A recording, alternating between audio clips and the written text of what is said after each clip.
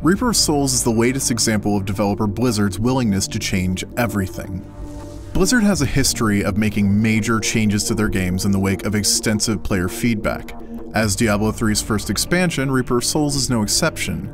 The much maligned auction house? Gone. Difficulties? Completely changed. Experience and loot systems? Completely reworked. Reaper of Souls adds so much stuff to Diablo 3 that it's honestly a little exhausting.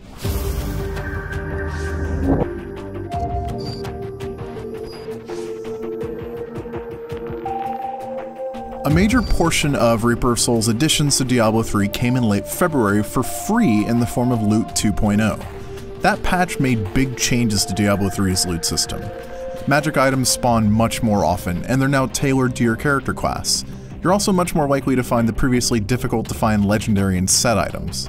This alone adds a more consistent reward loop. Much like Blizzard's moves in World of Warcraft and its many expansions over the last 10 years, all pre-patch gear and weapons are now obsolete.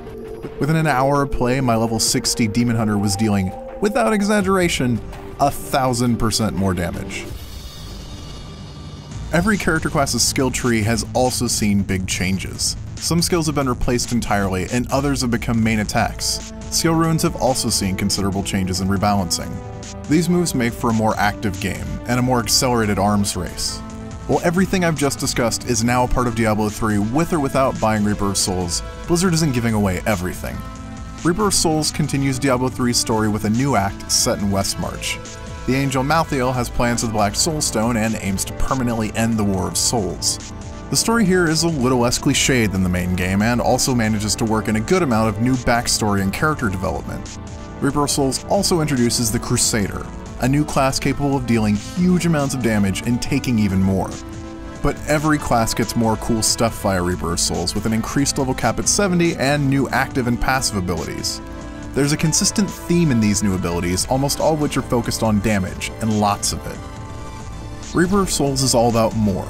More gold, more loot, more action, more monsters, and all right now.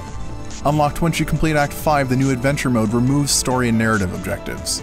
They're replaced by bounties spread across the world of Sanctuary. Reaper of Souls takes the unofficial endgame ideas of boss rushes, mission runs, and loot grinds that players have already applied to Diablo 3 and makes a fully fleshed out mode of it. Adventure mode is a great option for co-op players. It's easy to pick the kind of missions you want to run without waiting to get to specific parts in the main campaign. This is also aided by a redone difficulty system. Normal, Nightmare, Hell, and Inferno have been replaced by Normal, Hard, Expert, Master, in 6 tiers of difficulty called Torment, each of which scale to the character levels in a game. All of this adds up to a game that feels newly, relentlessly playable, even after I clocked 100 hours in the original Diablo 3. My only concern after spending an additional 30 hours with Reaper of Souls is a kind of fatigue. There's so much going on at all times now, so many explosions and flashing lights, so many magic items, so many crafting decisions, so many different objectives, that I sometimes felt a little overwhelmed. And that makes me wonder how Blizzard's desire to give players everything they've always said they wanted will pan out 100 hours of playtime from now. Of course, most developers would commit crimes to have players ask that kind of questions of their games. Even after giving away big pieces of its best changes for free, Reaper of Souls demonstrates the kind of add-on that makes other expansions seem stingy by comparison, reinvigorating an already great game.